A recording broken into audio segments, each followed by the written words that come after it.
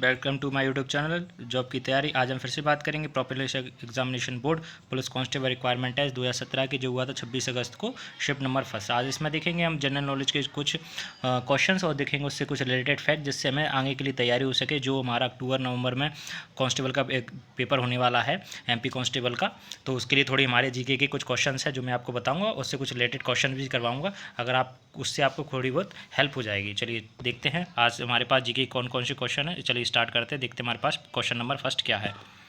हमारे पास जो क्वेश्चन नंबर फर्स्ट है वो है 10th prime minister who was born in Madhya Pradesh whose birthday is now celebrated as the good governance day. Bharat का 10वां प्रधानमंत्री जो मध्य प्रदेश में पैदा हुआ, जिसका जन्मदिन अब गुड गवर्नेंस डे के रूप में मनाया जाता है। तो ये वाला क्वेश्चन काफ़ी बार रिपीट हो चुका है। जैसे आपने अगर मेरे पिछले वीडियो देखे होंगे, नहीं भी देखे होंगे, आज अगर पहली बार देख रहे हैं आप, तो इसमें आप देखिएगा कि जो ये गुड गवर्नेंस डे है ये जो उसके बारे में काफ़ी बार क्वेश्चन पूछा गया है कि वो किसके जन्मदिन पर मनाया जाता है, कब मनाया जाता है। तो अगर आज हमारा पूछ रहे हैं कि गुड गवर्नेंस डे है वो किसके लिए मनाया जाता है, मतलब किसके जन्मदिन पर मनाया जाता है। तो हमारा अगर इसका राइट आंसर अगर हम देखेंगे तो इसका राइट आंसर जो हो जाएगा वो हो जाएगा अटल बिहारी वाजपेयी। जो अटल बिहारी वाजपेयी हमारे भारत के प्रधानमंत्री भी रह चुके हैं, उनके जन्मदिन पर क्या मनाया जाता है, गुड गवर्नेंस डे। और ये कब मनाया जाता है, ये मनाया जाता है 25 दिसंबर। 25 दिसंबर को गुड गवर्नेंस डे के रूप में बनाया जाता है। ठीक है फ्रेंड्स, अगर इससे रिलेटेड कुछ क्वेश्चन आएगा तो आप जरूर कर लीजिएगा, क्योंकि ये क्वेश्चन हमारे पास को काफ़ी बार पूछ चुका है और इस बार भी पूछा है। चलिए नेक्स्ट क्वेश्चन देखते हैं। नेक्स्ट क्वेश्चन क्या है हमारे पास।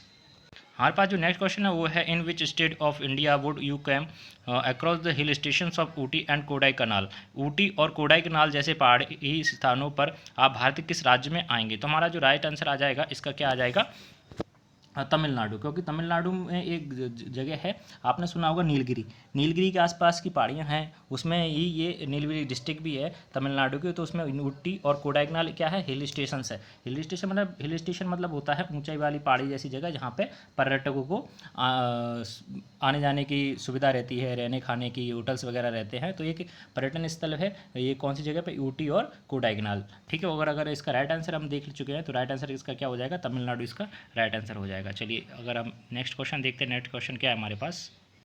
हमारे पास जो नेक्स्ट क्वेश्चन है, who is chief minister of Gujarat. Gujarat के मुख्यमंत्री कौन है। तो हमारे पास ऑप्शन नितिन पटेल, अमित शाह, आनंदीबेन पटेल, विजय रूपानी। तो ये हमारे पास ये शायद से सेकंड या थर्ड बार हमसे पूछा गया है कि किसी राज्य के मुख्यमंत्री। तो इसमें काफ़ी बार पूछा जा रहा है, तो आप एक बार सभी राज्य और उनके मुख्यमंत्री याद कर लीजिए, क्योंकि मध्य प्रदेश से सटे जितने भी राज्य उनके मुख्यमंत्री के बारे में जरूर हर बार पूछ रहा है, तो इस बार भी शायद से पूछ सकता है। तो अगर हम इसका सही आंसर देखेंगे तो इसका सही आंसर क्या हो जाएगा, इसका हो जाएगा विजय रूपानी। जो विजय रूपानी जी हैं वो इसका राइट आंसर हो जाएगा। और जो 2016-17 में जब आनंदीबेन पटेल थी, उनके बाद इनको सीएम बनाया गया था गुजरात का, जो अभी तक वर्तमान में अभी भी 2021 में भी ये अभी गुजरात के सीएम ही। अगर हम बात करें और आसपास के राज्यों की, जैसे कि पश्चिम बंगाल के भी कौन है मुख्यमंत्री, तो वो है अभी ममता बनर्जी जी। और अगर यूपी की बात करें तो योगी आदित्यनाथ जी हैं। तेलंगाना की बात करें तो चंद्रशेखर राव हैं।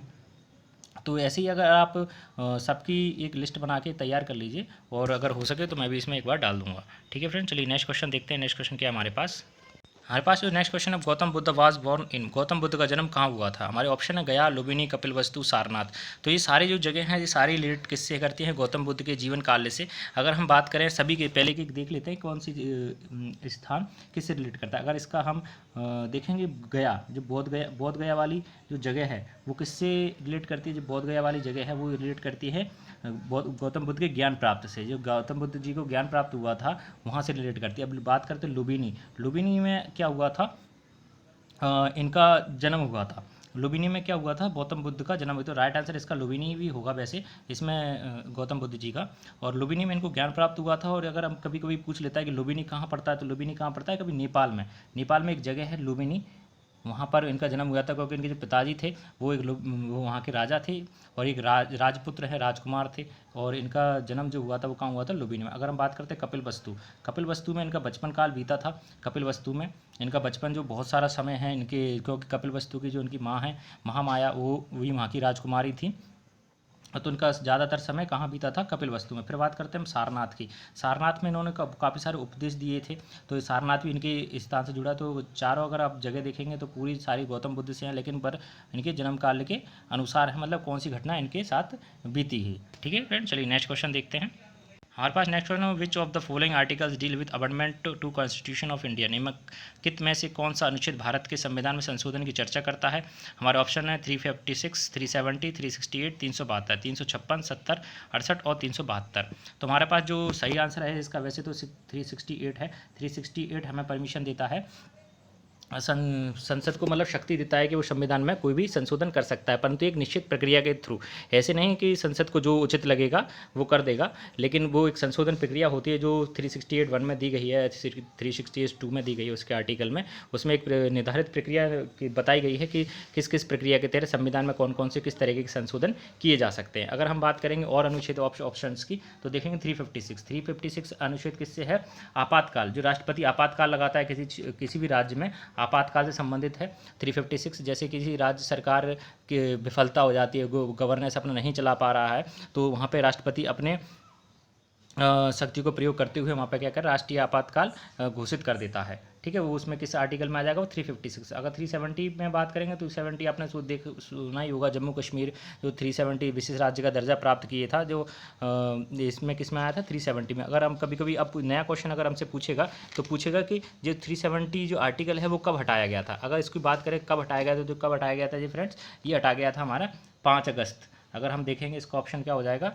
ये 370 जो आर्टिकल है कब हटाया गया था, ये 5 अगस्त को 2019 में 5 अगस्त 2000, हाल ही में इसके 2 साल कंप्लीट भी हुए हैं। अगर हम नेक्स्ट को ऑप्शन देखेंगे 372, तो 372 एक ऐसा आर्टिकल है जिसमें संविधान को एक नियम बनाए गए थे कि जो संविधान सभा के या संविधान में जितने 1935 और 1947 में जितने कानून बने थे उनको उल्लेखित करता है। कहाँ पे कॉम्प्लिकेटेड आर्टिकल है, बस इतना समझ लीजिए इसमें कि जो पुराने कानून हैं, अंग्रेज़ों द्वारा जो अच्छे कानून बनाए गए थे कुछ एक, उनको बनाए रखने के लिए एक आर्टिकल निकाला गया था। ठीक है फ्रेंड, चलिए ये नेक्स्ट क्वेश्चन देख लेते हैं। नेक्स्ट क्वेश्चन क्या है हमारे पास, हमारे पास नेक्स्ट क्वेश्चन है, which of the following intercontinental ballistic missile which a range of over 5000 kilometre was successfully test fired in 2016। 2016 में निकल में से कौन सी अंतर महाद्वीपीय बैलिस्टिक मिसाइल का 5000 किलोमीटर से अधिक की पास पर सफलतापूर्वक परीक्षण किया गया था। तो इसका जो राइट आंसर हो जाएगा वो क्या हो जाएगा, अग्नि 5। अग्नि 5 के जो मारक क्षमता रेंज है वो कितनी है, 5000 किलोमीटर, 1000 ऑफ किलोमीटर इसकी रेंज है। अगर हम बात करेंगे इसको किसने बनाया है, तो इसको बनाया गया है DRDO, जो DRDO है उसके द्वारा इसको बनाया गया है। और अगर हम इसकी बात करें इसका सफल परीक्षण कब किया गया था, तो इसका सफल परीक्षण किया गया था 2014 में। तो अगर हमसे पूछ लेता है कि अग्नि 5 के बारे में, ये एंटी बैलिस्टिक मिसाइल है, इंटरकॉन्टिनेंटल एंटी बैलिस्टिक मिसाइल है, 5000 इसकी रेंज है। और इसको किसने निर्माणित किया है, इसको किया है DRDO ने। ठीक है फ्रेंड्स, चलिए नेक्स्ट क्वेश्चन देखते हैं। नेक्स्ट क्वेश्चन क्या है हमारे पास, हमारा जो नेक्स्ट क्वेश्चन है, which high court recently issued an order making it mandatory for Vande Mataram to be song in education institution 1 a week. किस उच्च न्यायालय ने हाल में ही सप्ताह में एक बार शैक्षणिक संस्थानों में वंदे मातरम को गाना अनिवार्य करने का एक आदेश जारी किया था। तो हमारे पास ऑप्शन है पंजाब, हरियाणा हाई कोर्ट, मद्रास उच्च न्यायालय, दिल्ली उच्च न्यायालय, इलाहाबाद और उच्च न्यायालय। तो हमारा जो राइट आंसर हो जाएगा क्या हो जाएगा, Madras high court. Madras high court है, उसने एक आदेश निकाला था कि जो शैक्षणिक संस्थान है उसमें हफ्ते में मतलब वीक में एक बार वंदे मातरम गाना अनिवार्य कर दिया गया था। ठीक है फ्रेंड्स, इसका राइट आंसर क्या होगा, मद्रास उच्च न्यायालय। अब हमारे पास जो नेक्स्ट क्वेश्चन है वो देख लेते हैं। हमारे पास जो नेक्स्ट क्वेश्चन है, which of Indian navy's only aircraft carrier active in service. भारतीय नौसेना का सेवा में एकमात्र सक्रिय विमान वाहक कौन सा है। तो हमारे ऑप्शन है INS Kolkata, INS Vikrant, INS Vikramaditya और INS विराट। तो हमारा जो राइट आंसर हो जाएगा वो क्या हो जाएगा, INS विक्रमादित्य है, जो विमान वाहक पोत, मतलब कि इसमें जो एयरक्राफ्ट्स हैं वो स्टेबल लैंड कराए जाते हैं, नेवी का है जी। अगर बात करें अगर ये कब बनाया गया था, तो ये 1984 के करीब इसमें बनाया गया था। और ये किसकी सहायता से बनाया गया था, रूस की सहायता से बनाया गया था। अगर हम बात करें और एक और की, तो विक्रांत, INS विक्रांत की। INS विक्रांत एक स्वदेशी विमान वाहक पोत है जिसमें 76% जो इंडियन इंजीनियरिंग का प्रयोग किया गया, मतलब इंडियन पार्ट्स हैं उसमें लगाए गए हैं। तो ये INS विक्रांत है जो स्वदेशी है। और अगर INS विक्रमादित्य की बात करते हैं, जो रूस की सहायता से यानी सोवियत संघ की सहायता से इसको बनाया गया, इसको वहाँ से लिया गया था। ठीक है फ्रेंड्स, चलिए नेक्स्ट क्वेश्चन देखते हैं। हमारे पास जो next question, the place of origin of Narmada river is. Narmada river का उद्गम स्थान कहाँ है, तो आप सभी लोगों को ज़्यादातर पता ही होगा, फिर भी देख लेते हैं ऑप्शन हमारे पास क्या क्या, अमरकंटक, शहडोल और भेड़ाघाट और खजुराहो। तो ये हमारे जो जगह है अमरकंटक, जो अमरकंटक है वो आती तो शहडोल में ही है, जो शहडोल ज़िला है उसके अंदर ही आती है परंतु ये अमरकंटक में, अमरकंटक की जगह है शेड्यूल में, वहाँ से निकलती है। और ये कहाँ से, उसका अगर जगह का नाम अगर पूछ लेता है कि कौन सी जगह से निकल रही है अमरकंटक में, तो नर्मदा कुंड है, उसकी यहाँ से निकलती है। अगर इसकी लंबाई अगर हम बात करते हैं, लंबाई कितनी है, तो ये है 13-12, कभी कभी इसकी लंबाई पूछ लेता है 13-12 किलोमीटर, 1312 किलोमीटर ये इसकी टोटल लंबाई है। अगर बात करते हैं हम इसके आसपास के घाटों की, तो एक तिलवारा घाट है, ओमकारेश्वर घाट है, तो काफ़ी सारे घाट है। एक अगर हम बात करते हैं धुआंधार जलप्रपात है, भेड़ाघाट जलप्रपात है, इसकी सहायक नदियों के बारे में बात करते हैं, तो कम से करीबन 42 सहायक नदियाँ हैं जो इसके बहाव में सहायक हैं। ठीक है, फिर अगर हम बात करते हैं इसको, ये कहाँ पर गिरती है, तो ये कहाँ गिरती है, अरब सागर में गिरती है। ठीक है फ्रेंड, चलिए नेक्स्ट क्वेश्चन देख लेते हैं। हमारा जो नेक्स्ट क्वेश्चन है, which did India win in its first cricket world cup, Bharat ने अपना पहला क्रिकेट विश्व कप कब जीता, 1983, 84, 82, 81। तो शायद सभी लोगों को पता होगा, जो कपिल देव की कप्तानी में हमने जो वर्ल्ड कप जीता था वेस्ट इंडीज़ को हरा के, वो कब जीता था, 1983 में। 1983 में हमने पहला वर्ल्ड कप जीता था। फिर 2007 में हमने T20 वर्ल्ड कप जीता था महेंद्र सिंह धोनी की कप्तानी में। महेंद्र सिंह धोनी की कप्तानी में हमने पहला T20 विश्व कप जीता था। फिर तो हमने 2011 में हमने 50 ओवर्स का वर्ल्ड कप जीता। तब भी हमारे भारतीय कप्तान कौन थे, हमारे भारतीय कप्तान महेंद्र सिंह धोनी थे। ठीक है, अगर हम उसकी मैच और मैन ऑफ द मैच की बात करते तो फाइनल मैच में किसको हराया था, हमने फाइनल मैच में श्रीलंका को हराया था 2011 में। और 2007 में अगर हम बात करते हैं, 2007 में हमने किसको हराया था, अगर हम बात करते हैं 2007 के T20 वर्ल्ड कप का, T20 वर्ल्ड कप हमने किसको हराया था, पाकिस्तान को हराकर ये खिताब हमने जीता था। ठीक है फ्रेंड्स, चलिए नेक्स्ट क्वेश्चन देख लेते हैं हम। हमारा नेक्स्ट है, Zakir Hussain is son of the which famous tabla player, Zakir Hussain किस प्रसिद्ध तबला वादक के पुत्र हैं। जाकिर हुसैन, आप सभी नाम सुना होगा, जाकिर हुसैन भी एक फेमस तबला वादक प्लेयर जो पद्मश्री पद्म भूषण से सुशोभित हो चुके हैं। मतलब भारत सरकार ने इनको एक अवार्ड दिया गया है। और इनका अगर इनके पिताजी का अगर इन बात करते हैं, ये किसके पुत्र थे, तो ये अगर इसका राइट आंसर जो हो जाएगा वो अल्लाह रखा जी भी एक फेमस तबला वादक हैं जो जाकिर हुसैन जी के पिता हैं। ठीक है फ्रेंड्स, चलिए नेक्स्ट क्वेश्चन देख लेते हैं हम। हमारे पास जो नेक्स्ट क्वेश्चन है, where is the Udayagiri and the Khandagiri caves located, Udayagiri और खंडगिरी गुफाएं कहाँ स्थित है। हमारा ऑप्शन है कर्नाटक, उड़ीसा, महाराष्ट्र, मध्य प्रदेश। तो जो हमारा सही ऑप्शन आ जाएगा वो क्या आ जाएगा, उड़ीसा। उड़ीसा में है खंडगिरी और उदयगिरी की गुफाएं हैं। जी गुफाएं अगर हमसे कभी कोई पूछ लेता है किससे रिलेटेड करती हैं, तो ये किससे रिलेटेड करती है, जैन धर्म, ये जैन धर्म और बुद्ध धर्म, ये दो जो धर्म हैं उनसे रिलेटेड करती हैं। मतलब कभी कभी बताया जाता है कि जैन धर्म अनुयायी जो वहाँ पे साधु संत थे, यहाँ पर आकर अपना योग वगैरह वो हवन वगैरह जो पूजा पाठ उनकी होती है उसमें करते थे, उनके द्वारा ही ये बनाई गई थी। कभी करीबन 10वीं शताब्दी के करीब आसपास इनको बनाया गया था। यहाँ पर बुद्ध की का बड़ी प्रतिमा भी है और जैन धर्म से भी रिलेटेड करती हैं। ये दोनों आसपास ही हैं, 100 से 200 मीटर के बीच में डिस्टेंस है इसकी। और अगर ये अब बात करें कहाँ पे, वो भुवनेश्वर, जो उड़ीसा राज्य में भुवनेश्वर जगह है, वहाँ पर ही ये लोकेटेड है। ठीक है फ्रेंड्स, चलिए नेक्स्ट क्वेश्चन देख लेते हैं हम। हमारा next question, Jabalpur is important town which fall under the region, Jabalpur जो कि एक महत्वपूर्ण शहर है क्षेत्र के अंतर्गत आता था। हमारे ऑप्शन है बुंदेलखंड, महाकौशल, मालवा, छोटा नागपुर। तो बुंदेलखंड का जो पठार है, बुंदेलखंड में ये तो आता नहीं, बुंदेलखंड का एक रीजन है जो कहाँ टच करता है, मुरैना, भिंड, उस साइड में ये रीजन आता है। बुंदेलखंड की साइड में जाते हैं अगर अपन जाएंगे तो छतरपुर साइड में जाते हैं। और मालवा साइड में जाकर जाते हैं तो मालवा साइड में इंदौर, अलीराजपुर, झाबुआ वगैरह ये वाला रीजन आ जाता है। अगर अपन छोटा नागपुर जाते हैं तो अपन ये छत्तीसगढ़ साइड वाले पहुंच जाते हैं। तो हमारा राइट आंसर क्या हो जाएगा, महाकौशल। जो महाकौशल वाला क्षेत्र है, शहडोल, उमरिया, जबलपुर, ये वाला सीट में कहाँ जाएगा, ये महाकौशल क्षेत्र आ जाएगा। तो हमारा राइट आंसर क्या हो जाएगा, जबलपुर का। जबलपुर किस रीजन में आएगा, महाकौशल रीजन में आएगा। ठीक है फ्रेंड, चलिए नेक्स्ट क्वेश्चन देख लेते हैं। हमारा जो नेक्स्ट क्वेश्चन है, who was the first Indian to go to space, अंतरिक्ष में जाने वाला प्रथम भारतीय कौन था। हमारे ऑप्शन है सुनीता विलियम्स, राकेश शर्मा, रवीश मल्होत्रा, कल्पना चावला।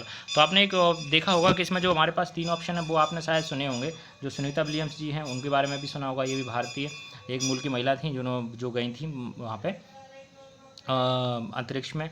और कल्पना चावला भी और राकेश शर्मा। इसका राइट आंसर तो वैसे राकेश शर्मा जी हैं, जो 1984 में सोवियत संघ एक स्पेस सेंटर से वहाँ से इन्हें भेजाया था। तो भारत में जाने वाले प्रथम जो अंतरिक्ष यात्री थे वो कौन थे, राकेश शर्मा थे। लेकिन अगर आप नया नाम सोच रहे होंगे, रवीश मल्होत्रा जी। तो रवीश मल्होत्रा के बारे में अगर मैं आपको बता देता हूँ कि रवीश मल्होत्रा कौन थे। रवीश मल्होत्रा जी एक नेवी मिलिट्री कमांडर थे, एयरक्राफ्ट कमांडर समझ लीजिए, जो बैकअप के रूप में रखा गया था कि राकेश शर्मा जी के बैकअप के रूप में इनको भी ले जाया गया था। पर ये अंतरिक्ष में नहीं गए थे, एक बैकअप के रूप में रखे गए थे इनको। और ये अभी इनको भी भारतीय नेवी में एक विंग कमांडर के रूप में थे और रिटायरमेंट हो गए हैं आजकल। तो चलिए नेक्स्ट क्वेश्चन देख लेते हैं। तो तो हमारे पास जो नेक्स्ट क्वेश्चन है, who was the founder of Bhoodan movement, Bhoodan ओदन मूवमेंट आंदोलन के प्रवर्तक कौन थे, भूदान आंदोलन के जो प्रवर्तक थे वो कौन थे। तो इसमें हमारे पास जो ऑप्शन है वो क्या क्या ऑप्शन है हमारे पास, इंदिरा गांधी, महात्मा गांधी, जयप्रकाश नारायण और विनोबा भावे जी। तो अगर हमारे पास इसका जो राइट आंसर हो जाएगा वो तो हो जाएगा विनोबा भावे जी। आपने देखा होगा विनोबा भावे जी, आचार्य विनोबा भावे आपने एक स्वतंत्रता सेनानी थे जिन्होंने भारत अंग्रेज़ों के खिलाफ स्वतंत्रता संग्राम में भाग भी लिया था। अगर इन बात करेंगे तो उन्होंने जो भूदान आंदोलन कब चलाया था, ये चलाया था इन्होंने 1951। एक सन था आंध्र प्रदेश ने इनको लागू किया था। मतलब वहाँ पे गए थे, उन्होंने काफ़ी लोगों को जागरूक किया और ज़मींदारों को भी बताया कि आप जो दलित वर्ग हैं उनको भूदान अपना मतलब ज़मीन दें, दान में दें। तो वहाँ से ये सब चालू हुआ था। अगर हम बात करते हैं और लोगों की, जैसे कि महात्मा गांधी हैं, ये तो आप सभी को पता ही होगा इन्होंने कौन कौन से आंदोलन चलाए हैं। असहयोग आंदोलन चलाया इन्होंने, भारत छोड़ो आंदोलन चलाया इन्होंने, तो इनको तो काफ़ी आंदोलन आप जानते ही होंगे। जयप्रकाश नारायण के बारे में आपको बता देता हूँ, जयप्रकाश नारायण जी कौन थे। जयप्रकाश नारायण जी को हम लोक नायक के रूप में भी जानते हैं और इन्होंने एक आंदोलन चलाया था, संपूर्ण क्रांति आंदोलन, जो इन्होंने चलाया था 1970 में इंदिरा गांधी के खिलाफ। इंदिरा गांधी जी थी, उनके खिलाफ इन्होंने चलाया था। विपक्ष के जो मेन लीडर थे वो तभी यही थे और सबसे ज़्यादा जब वो फेमस ये उसी कारण हुए थे क्योंकि इन्होंने एक आंदोलन चलाया था, कौन सा, संपूर्ण क्रांति आंदोलन। किसके विरुद्ध चलाया था, इंदिरा गांधी के विरुद्ध। कब चलाया था, 1970 में। ठीक है फ्रेंड्स, और इनके जो नाम थे जयप्रकाश नारायण जी का, वो किस नाम से प्रसिद्ध है, लोकनायक। कभी कभी हमसे पूछ लेता है कि लोकनायक के रूप में कौन प्रसिद्ध है, तो जयप्रकाश नारायण जी प्रसिद्ध है। ठीक है फ्रेंड्स, चलिए नेक्स्ट क्वेश्चन देख लेते हैं। हमारा जो नेक्स्ट क्वेश्चन हुआ the second president of India, India के द्वितीय राष्ट्रपति कौन थे, जाकिर हुसैन, एस राधाकृष्णन, आर वेंकटरमन और एस डी शर्मा। तो हमारा जो राइट आंसर हो जाएगा वो क्या हो जाएगा, एस राधाकृष्णन। जो एस राधाकृष्णन जी हैं, मतलब कि सर्वपल्ली राधाकृष्णन, जिनके 5 हमने पिछले पेपर में भी देखा था कि 5 सितंबर को इनके जन्मदिन पर क्या मनाया जाता है, टीचर्स डे मनाया जाता है। और ये भारत के सेकंड ऑफ राष्ट्र प्रेसिडेंट थे। अगर हम फर्स्ट प्रेसिडेंट तो आपको सभी को पता होगा कि जो महाराजेंद्र प्रसाद जी हैं, जो भारत के प्रथम प्रेसिडेंट थे और ये सेकंड थे। ठीक है फ्रेंड्स, चलिए नेक्स्ट क्वेश्चन देख ले। अगर इससे अगर अभी वर्तमान की बात करते हैं तो वर्तमान में कौन है, तो वर्तमान में कौन है अभी, आप सभी को पता होगा कि रामनाथ कोविंद जी हैं, वर्तमान में भारत के राष्ट्रपति जी हैं। ठीक है फ्रेंड्स, चलिए नेक्स्ट क्वेश्चन देख लेते हैं। हमारे पास जो नेक्स्ट क्वेश्चन है, who rot discovery of India, discovery of India किसने लिखी थी, बाल गंगाधर तिलक, जवाहरलाल नेहरू, महात्मा गांधी, APJ अब्दुल कलाम। तो आप सभी को पता होगा कि ये डिस्कवरी ऑफ इंडिया किसने लिखी थी, ये लिखी थी जवाहरलाल नेहरू जी ने। ये कब लिखी थी, ये जब वो 1944 में, जब वो जेल में थी, अहमदाबाद जेल में थे, जवाहरलाल नेहरू जी ने ये डिस्कवरी ऑफ इंडिया बुक्स लिखी थी। अगर हम और बात करते हैं कि किसने और कौन सी बुक लिखी, तो APJ अब्दुल कलाम की काफ़ी फेमस बुक्स हैं जो कभी कभी हमसे पूछ लेता है। तो हमारे पास जो बुक्स हैं इनकी, वो कौन सी, विंग्स ऑफ फायर, जो इनकी खुद की ऑटोबायोग्राफी है, फिर इग्नाइटेड माइंड्स और इंडिया विजन 2020। तो इनकी 3-4 बुक्स हैं जो काफ़ी फेमस हुई हैं। वैसे तो काफ़ी सारी बुक्स हैं, परंतु जो 3-4 कुछ बुक्स हैं जो काफ़ी फेमस है, जो हमसे कभी लगातार कभी पूछता रहता है। ठीक है फ्रेंड, चलिए नेक्स्ट क्वेश्चन देख लेते हैं। हमारे पास जो नेक्स्ट क्वेश्चन है वो है, गुलाब सागर बांध किस जिला में है, मतलब किस जिला में गुलाब सागर डैम बनाया गया है। तो हमारे ऑप्शन है बंजार, शाहपुरा, चंबल घाटी, सीधी जिला। तो हमारे पास जो राइट आंसर हो जाएगा वो क्या हो जाएगा, सीधी जिला। सीधी जिला में जो शिवराज सिंह चौहान जी हैं, जो उन्होंने इसका उद्घाटन भी किया है अभी 2018 में। और ये किस नदी पे बनाया गया, महान नदी, एक वहाँ पे महान नदी है, उस पर ये बांध बनाया गया है। और किस लिए बनाया गया है, नहर परियोजना, एक नहर परियोजना चालू करने के लिए महान नदी पे बनाया गया। यहाँ से कुछ नहरें निकालेंगे जिससे सिंचाई क्षेत्र और बढ़ेंगे हमारे, जिससे किसानों को काफ़ी लाभ होगा। ठीक है फ्रेंड, चलिए नेक्स्ट क्वेश्चन देख लेते हैं। हमारे पास जो next question, name of the airport है, इंदौर एयरपोर्ट, इंदौर स्थित हवाई अड्डे का नाम क्या है। तो हमारे ऑप्शन देवी अहिल्याबाई होलकर अंतर्राष्ट्रीय हवाई अड्डा, राजा सिंधिया अंतर्राष्ट्रीय हवाई अड्डा, राजा भोज, धना राष्ट्रीय अड्डा। तो हमारे जो राइट आंसर हो जाएगा वो क्या हो जाएगा, देवी अहिल्याबाई होलकर। मतलब जो आप कभी कभी क्या होता है, क्वेश्चन कुछ ऐसे पूछ लिए जाते हैं जो हमें शॉर्ट ट्रिक से भी हम कर सकते हैं कि जो होलकर साम्राज्य था वो कहाँ था, इंदौर क्षेत्र में था। तो हम आराम से लगा सकते हैं कि भाई देवी जो अहिल्याबाई होलकर हैं वो कहाँ से रिलेट करेंगी, तो वो ये कहाँ से करेंगी, इंदौर से। तो हमारा जो राइट आंसर क्या हो जाएगा इसका, देवी अहिल्याबाई होलकर अंतर्राष्ट्रीय हवाई अड्डा कहाँ पर है, इंदौर में। अगर हम कुछ और देख लेते हैं, जैसे राजा भोज अंतर्राष्ट्रीय, तो राजा भोज कहाँ से थे, भोपाल। तो राजा भोज अंतर्राष्ट्रीय हवाई अड्डा कहाँ पर आ जाएगा, भोपाल में आ जाएगा। तो ठीक है फ्रेंड्स, चलिए नेक्स्ट क्वेश्चन देखते हैं। ओके फ्रेंड्स, यहाँ पे हमारे सारे जीएस के क्वेश्चन खत्म हो गए। आई होप आपको मेरा वीडियो अच्छा लगा होगा। अगर आपको मेरा वीडियो अच्छा लगा तो प्लीज़ लाइक सब्सक्राइब जरूर करें और थोड़ी हेल्प करें, जिससे मैं नए वीडियो और थोड़ा मोटिवेट हूँ आपके लिए, थोड़े और मेहनत करूँ और वीडियोज़ लाऊँ। जब तक के लिए जय हिंद, जय भारत।